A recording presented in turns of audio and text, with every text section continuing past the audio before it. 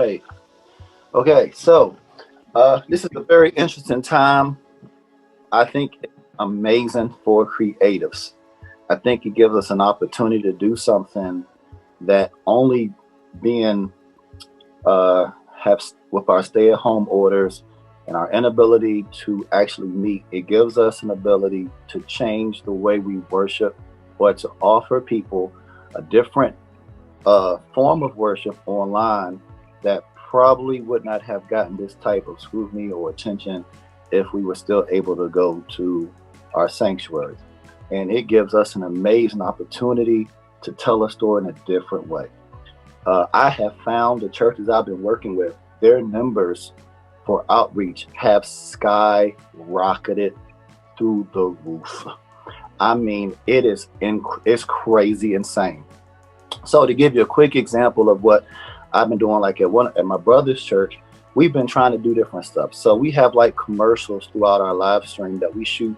We actually have our service live, but we'll pre-shoot some stuff throughout the week, like to talk about how different members are dealing with being at home, or how they're doing with the parents teaching their children. This morning on our countdown, we have two people who actually are licensed fitness instructors.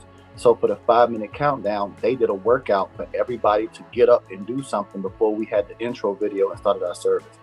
It's all about doing something different that you would not have to do before. Last week, we went to our praise dance leader's house and filmed her doing a praise dance in her house, by involved a whole bunch of shots and everything. But it's like, how do we create the element of worship, but we can do something even different that other people don't do? So for example, we still bring in our deacon.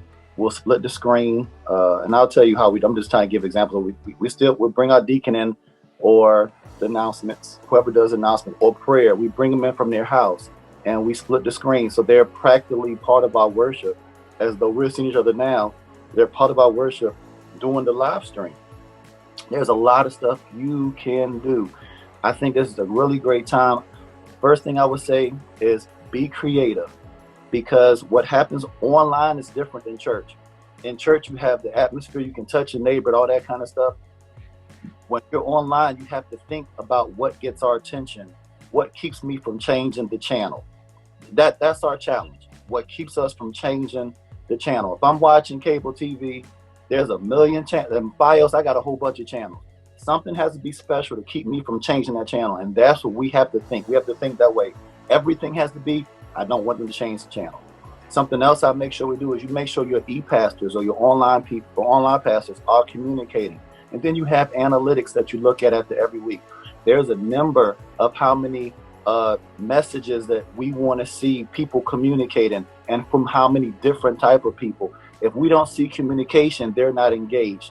That's your amen corner. So you want to make sure you're seeing I need 2,000, I need 3,000 people talking throughout this stream, because if it's not 3,000 different people, we need at least 10 people to say something 10 different times. That's your amen corner. And how many shares do we have? If you're not looking at analytics, you're missing it. Every week you should be going back. Okay, how was my numbers this week? How was my shares this week? What were the comments this week? How many people sent in to say, hey, I want to receive Jesus this week? And what was the response?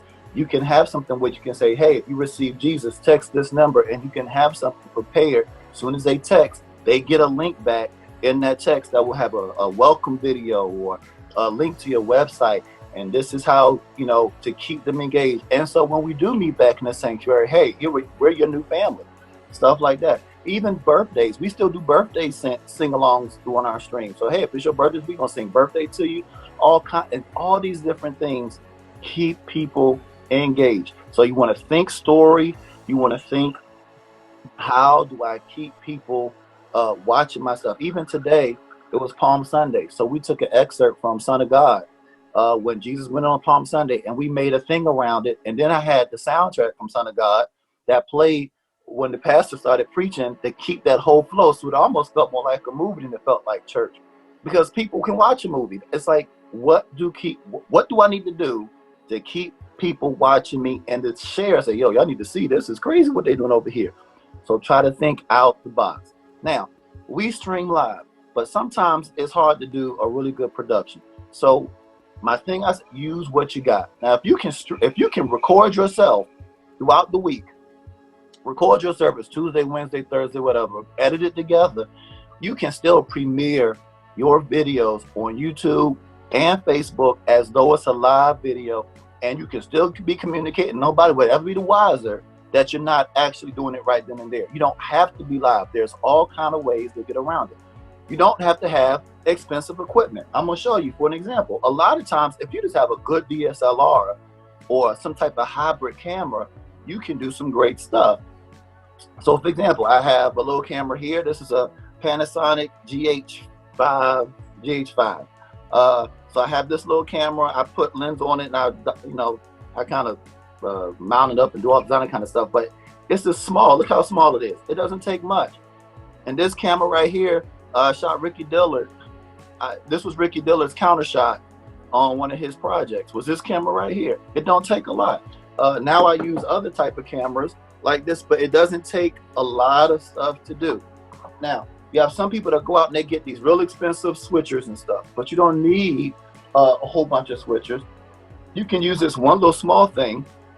It's a mini recorder that will plug into your computer. It gives you one input. You can take that one input and come out of all kinds of stuff. Blackmagic just came out. I don't have it here because they're out of stock, but they have a little small four-port switcher. It's $295.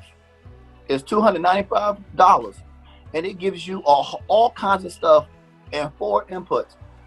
That's really good for a lot of. You can do a lot of stuff for 4 cameras, so that's an option. Then there's something called Sling Studio. Sling Studio is amazing. Alex's dad uses it. It's amazing. Great. All kinds of stuff. So there's all these different ways that you don't have to spend a whole lot of money to get a good production. Use what you got. So I'm going to give you some tips that you need to have, though, to understand if I'm going to go up, this is what I need to have. First thing, your internet connection. You can have the best cameras in the world. You can have the best wireless app in the world. But if you don't have a good internet connection, you're dead. So the first thing you want to look at if you want to stream is your upload speed. That upload speed is different than your download speed. Don't look at your down. You have to look. It's 2 different things. It's a download and an upload. Your stream is based upon your upload speed. You want to have an upload speed high enough for what you want to do. So if you are streaming in your stream app, if you're going to use, and there's a bunch, they have OBS. OBS is a couple different options. OBS is free, but there's a couple different options for OBS. You have vMix. I use Wirecast. I have a version of Wirecast Pro that I use. There's a bunch of different apps. Now, vMix is better for if you have a PC. If you're going to run a PC, vMix. If you're running a Mac, Wirecast. But then there's other apps. There's a bunch of streaming apps out there that can give you what you want. But all the streaming apps always give you your rate that you're going to stream. They'll be like, hey, you're going to stream at 720p at 4 megabits per second or 5 megabits per second. My rule is for every different place that you're going to go, you give yourself 3 times the rate that you're going to go up. So if my thing is 720 at 5 megabits, that's 15 megabits right there. They say 2, I do 3 because sometimes the buffering off your encoders aren't the best. So I do 3. And if I'm going to go to YouTube and Facebook, then I need to have 30. If you're doing Verizon Fios will usually give you at least 100 megabits per second, so you're not going to be concerned about that. But some other ISPs are different. So you're going to make sure that your upload speed is sufficient. If you want it to be at least around 50. Just don't play with it. If you look and you do an upload speed test, it's like 25, call them. You don't want to risk that because you don't want to get into your concept of going out there and you don't have no speed. Because, okay, now I want to get too technical, but I got 10 minutes. Somebody keep my time on me because there's a lot I can say. All right, so all of these different protocol, wireless, 2 minutes, 2? Okay, ooh, I go fast. All right, so I'm not going to that. So upload speed is very important. Okay, outside of that, make sure that you find a time to practice. Practice is huge. And you can do a lot of times when you can practice stuff and nobody sees what you're doing. You can go to a private page and run through your stuff. And if you practice it and get your flow down, Nobody, and then but trying to figure it out when you're doing the service at the wrong time. I've seen a whole bunch of crash and burns, and then you hear the people talking, what's wrong? I mean, there's some really funny stuff out there. People with the camera turned the wrong way and everything. Practice. You got all week. Practice what you're going to do. And also another good thing, sound. Sound is important as video. If you're going to do something with any link like this, make sure your sound is correct. And the sound that comes to your house is not the sound that you do for your stream. You have to have a separate mix for your stream altogether, because the house and the stream is two different things. So you usually get somebody in a separate room for another mixing board or another mix off the same mixing board, some headsets, so they can mix what that's supposed to be like. All right, I'm out of time now, Alan. All right, very good. Thank you, guys. Yeah. So we're going to give him a hand. Everybody see the clapping things down the bottom? Give him a hand. There you go.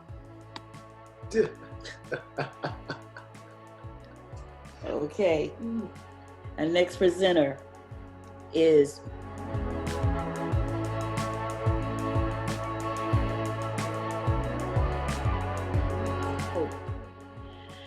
Okay, guys, so Gene stepped on a lot of my stuff, but it's okay. Pivot and turn, that's what we do. He stepped on a lot. So what I'm gonna do, I think my area is the creative marketing piece. So here's the truth. Well, let me say, here's my truth. I'm gonna say the truth. Here's my truth as it relates to creative marketing. It doesn't have to be creative. It just has to be authentic to your house. That's creative marketing. A lot of times, as he's mentioned, crashing and burning simply because it's not being practiced. Another crash and burn that I have seen is people attempt to do things that another ministry is already known for, or perhaps something that another ministry just has the means, the manpower, the resource, the equipment to do. So for example, I would just simply say, if you know that 75% of your population may be baby boomers and up, and that silent generation, meaning 60 and up. If you know majority of that age group in your church, that demographic is 60 and up, you may not want to start incorporating things like Zoom rooms, and you may not want to, get into Google Hangouts, and you may not want to, do like Snapchats and all of these different TikTok competitions and all that jazz. It doesn't mean that they're not good tools and resources for creative marketing to drive your message home. It just means that it's not congruent to the demographic of your particular church. It may be an amazing resource for someone else, but it may not be the best resource for your particular church. So if that's your demographic, if you have a more seasoned demographic of ministry, then you may want to use means that are a little more practical for them. It's going to be a learning curve nonetheless, because you're already dealing with what people are accustomed to, getting in their car, driving to the church and going to the sanctuary. So now we're having to present another means of communication. And so because of that, we don't want to make a learning curve that's already a challenge become more challenging because you want to compete with the ministry up the street, or you want to compete with the next live that you've seen. So for example, pay first. So creative marketing, how do I do it? Pay attention to your ministry and figure out resources and avenues that work for you. So again, I use the example of, if your church has baby boomers and the silent generation, you probably don't want to do certain things. You could do conference calls. Emails may still work best for that particular ministry, which means you could pre-record some of the announcements through a YouTube link. It could be an unlisted YouTube link, and you could email that YouTube link out to your congregants. It could be things where you can put stuff in the mail. That is still something that could be done. If you want to mail resource or mail information to them, if that is what works for your delegation of your church, it's okay. It's no right or and there is no wrong. It is simply, how can we meet the needs of our ministry, and what are the varying avenues that we can take to go about to do it. But the first thing is, you have to pay attention to your church. Not the next live, not your grandson's church, not the church or your coworker who told you that, we did e-baptismal, and I'm not throwing any shade, but that's not really, okay, we'll talk about another day. But I saw someone who posted and said, oh, my OMG, we just did electronic baptismal. I'm really still trying to figure out how that actually equates to an authentic going completely being submerged and coming back up again. But hey, They did it. It worked for their ministry, but that just doesn't mean that it works for yours. So find ways that's applicable to communicate the gospel, communicate announcements, make giving options. Just make sure that it's practical for your church. So some churches may use Givelify. Some churches may use Text to Give. Some churches may use Cash App. If those avenues are not avenues that haven't already been used, or avenues that may become a little complex for your local ministry, go back to PayPal. Now is considered to be old school. Go use PayPal. Put a donation button on the church's website. If you did not know, PayPal is actually waiving transfer fees right now, to give people, an opportunity to get those funds immediately so that you can pay the bills that you need to pay or what have you. So go to PayPal. It's just simply them going to the website and doing the email, or you can put the button on your website and they can just donate. Take care of it. There's no login. They don't have to have an account. They don't have to text a number. They don't have to scan the QR code, anything like that. They can just simply give. So again, I'm being redundant for a purpose. Is what is creative marketing for my church? Creative marketing is simply what works for your aggregation, but you have to know who's in your church. If you have more millennials in your church, then you want to use some of these other avenues and outlets that we discussed. But if you do not, stay true to your ministry. And another thing I'm gonna throw out, I used to be a full-time administrator at a church. And one of the things that I honed in on was all of our auxiliaries, making sure that they were constantly up and running. So if someone here is a senior pastor, executive pastor, an administrative, you're the trustee, deacon of the deacon board, or pastors or elders' wives, ask yourself, when you connect with your senior pastor or whomever is in charge of this adjustment that we're having to make, ask yourself, what are the different ways that all of our auxiliaries and ministries can plug into what we're offering? So here's an example. Let's say traditionally your ushers or your greeters or your first impression team, whatever the title is, those who greet people as they come into the church and those who seat people as they come into the church. Ask yourself, how can we plug them into this online dynamic? Well, historically, we know that they cannot physically be at a door and they can't physically have someone to sit down in a seat. But what they can do is volunteer to work the chats.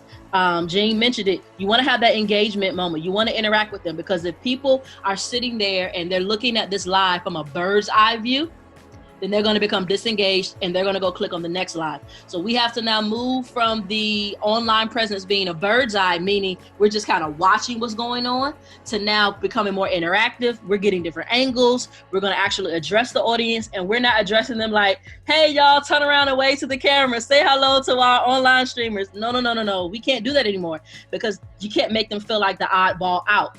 When that person jumps on that live, we have to address and engage them as if they are already a part of the moment. And so the way that you do that, your ushers and your greeters, you're not working physical doors, you're not working electronic, you're working virtual doors. So when someone comes into that, you can pin a comment at the top of that Facebook Live, and that comment can say, thank you for tuning in with us today. We're so happy that you're here. Welcome to worship, whatever the case may be. Let your ushers do that. Let them type. Those who are computer savvy, let them do that. If it's someone who is doing a conference call and maybe the internet piece doesn't work for you, okay, have people to log on, make it open maybe 5 or 10 minutes before the service is going to actually start on that conference call. And when they come in, that person can say, hey, good morning, everybody. That can be your usher. You can still recreate that over the telephone, and they can just kind of get that engagement going and get that interaction. You can do that over there. Then you have your partnership services or your guest relations or your, your visitor follow-up ministry. They can do the same dynamic. How can they operate within a chat?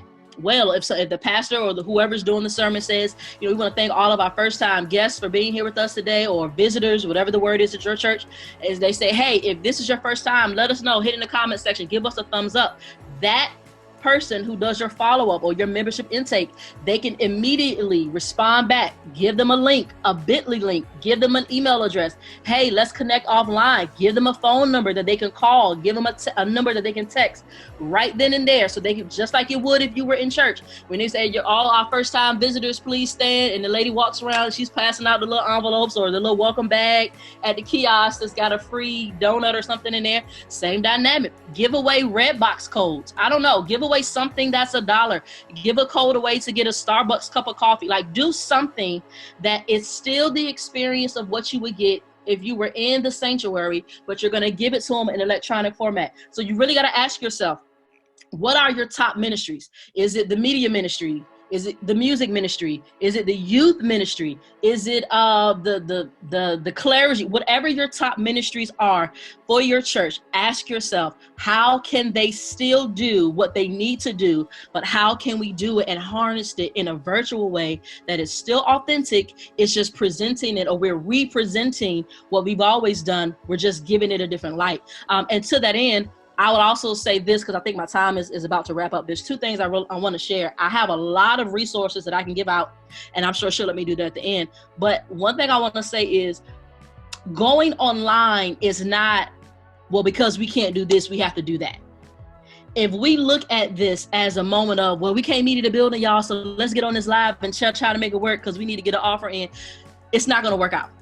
I'm just being, maybe I got in trouble. I don't know. Y'all know what? Okay. Anyway, you can't, it's not a good idea for us to approach it that way. We have to approach it as we are just simply communicating the gospel through another medium. But this should not be the recourse of, well, because we can't gather together, this is what we have to do. There is some truth to that, but your congregants should not feel like, well, we're only doing online because we can't come together in the building, or we're only doing the conference calls because we can't, or we're only doing the drive-by church because we can't get to the building. While that is true, they should not be slighted because of that. That's the one thing I want to share. So think about all the other ways that we can kind of represent what these ministries do, because they're there. It doesn't cost a lot, like he said. It's not going to be a strain. We just have to think, how can we reframe and represent what we do as a ministry? The last and final thing I want to say, historically, for years, the media ministry, the music ministry, the marketing ministry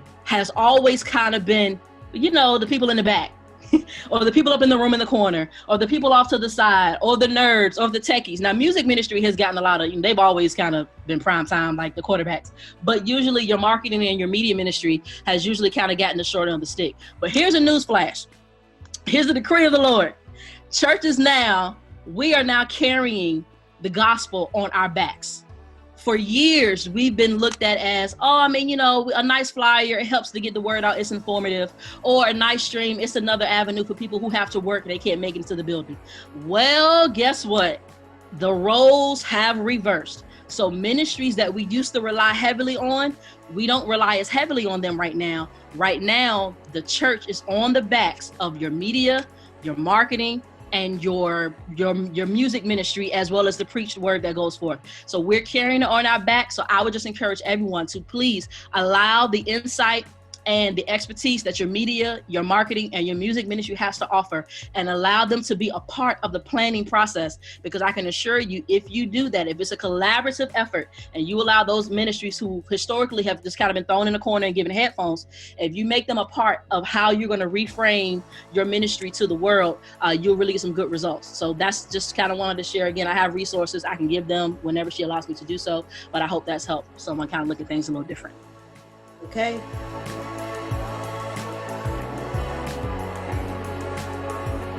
Why am I here? And the position that I'm in now is really, like Hope just said, it's really the carrying the burden, or it's really the back of what church is today. So with that, I kind of want to talk through kind of what I've done, what we've done, and kind of see what we're doing now. So I want to talk through two things, just two quick things. So the first subject will be what to do now. And then the second thing I'm going to talk about is what are we going to do next? So first thing that we realized when we got into this whole thing, I felt a burden maybe in I want to say like maybe the end of February, right when stuff was starting to happen, when churches weren't shut down yet, but I kept hearing God kind of like tug on me, and I went around like the office asking people, hey, are we doing anything to kind of get ready for what's happening? And most of the offices that I went to, people was just like, nah. I mean, you know, and I could understand, because who would have thought that we would be here to where we're having church at home, we're not being able to gather like normal, where the norm is no longer the norm. So fast forward, myself and we recently hired an online pastor. We kind of got together and came up with an idea of how do we put together content that can be streamed, that can be viewed by people, so that they will stay connected, not knowing that this will happen. So the first thing that we learned, and this is what I want to give you, is that what we learned to do was to publish over polish. So what that means is in this season, you have to get the word out. I know we want to be perfect. I know we want to have the Christmas video. I know we want everything to be better than the other person. But what we learned was getting the content out was so much more important than making it the best that it could be. Now, futuristically, it will get there. However, where we are now, we understood that, hey, we have to just get stuff out to our people so that we can do two things. It's probably more than two things, but most important things of people in ministry, I'm a PK, is getting the gospel spread and getting the bills paid. All right, so we understand all the other stuff, but your churches, your leaders, we have to think about, how do we do our purpose, but not just do our purpose, how do we pay the bills of the church? All right, so what we saw that we had to do was we had to publish over polish. So that meant that we were putting out anything that we had. Our first week wasn't so great. The first week, the numbers were okay, and we had to learn from that. We did like a sit down like this. We were sitting down on a Sunday. Well, not me, but they were sitting down on a Sunday, and they were just talking about the pandemic. And what we found out was that most people who were watching logged off when the church was just talking about everything, people getting sick, and they were just talking about that. What we realized from that is that people don't want to watch church to hear what they can hear on the news. They want to watch church to hear a message, to hear hope, to hear faith. So those are some of the content pieces that kept our numbers growing. The next thing was we had to stay creative. What I realized is that when you don't have a lot, it breeds creativity. And so what it is you don't have to be the smartest. However, you want to seek God on what are things that are unique to us. And so we started to be creative. We started to put just ideas on the table. And these days, no idea is a bad idea. When everybody is posting, social media is flooded, everything is happening. No idea is a bad idea. So stay creative. Next thing, your church online should be a reflection of your physical church. So Hope said it. If you're a church that has more so seasoned saints, you don't want to, do a lot of stuff online that has nothing to do with what you already do. So your online church should be a reflection of the church that you have physically. If you're meeting on a weekday, if you're meeting on Tuesday or Wednesday for Bible study, if you do something on Saturdays, if you do something on Sundays, what we've tried to do was everything that we've done in the physical church, we wanted to turn around and make that virtual. And I'll talk through how to make those things virtual as well. So you want to keep the physical church kind of the same as your online church. Not saying you can't do a lot of it, you can, but trying to be something you're not in this season is kind of hard. Okay, so the next thing is we want to make the gap smaller. How do you make the gap smaller for your church? So for us, it started out with just a Facebook Live, just having church. But what we saw was the more we were intentional about making the gap smaller through not physical connections, but through virtual connections like this, like Zoom, being able to see one another, conference calls, being able to talk to people. We saw that the older people of the church were having a lot of anxiety because they weren't able to do their normal routine. They would come to church for Wednesdays for noonday Bible study, and they weren't able to get that. They used to come for the fellowship. So the first thing we did was we did a robocall, and we had Bishop to make a phone call, and he sent it out to everybody, to all the seniors. In that call, he just assured them that everything is going to be okay. We're going to start gathering after this is over, but you will be okay. They started to drop food off at the seniors' houses and just doing things to kind of connect them and to keep them together. So you want to make the gap as small as possible. So that's through your lives, that's through your Zoom calls, that's through communication, any type of communication that you can use. You want to make the gap smaller. All right, so making the gap smaller, it presents a lot of opportunities. So I don't look at what we're doing now as just as a problem.